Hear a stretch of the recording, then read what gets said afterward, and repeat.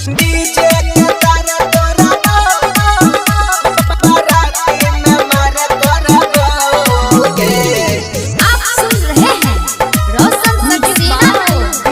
DJ के तारा तोरा Angika recording studio.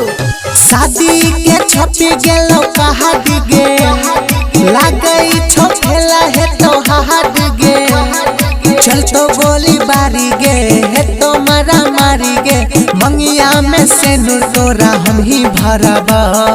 DJ के तार तोरा गे गोरा की बाराती में मारे करबोगे।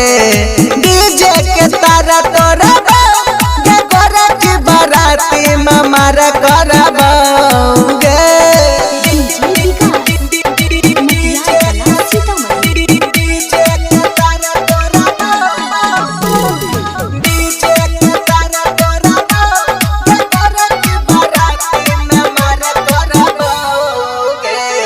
छही तो हमर गे हमरे रहबे हमरा से दूर होके रह न पैबे।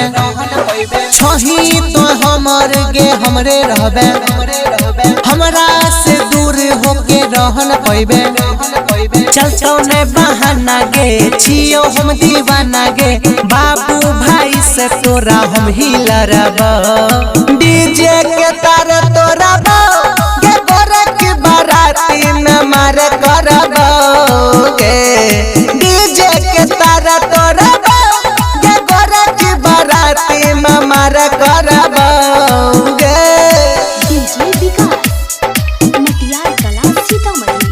आप सुन रहे हैं रोशन सक्सेना को। डीजे के तारा तोरा बाराती में मारे करबोगे।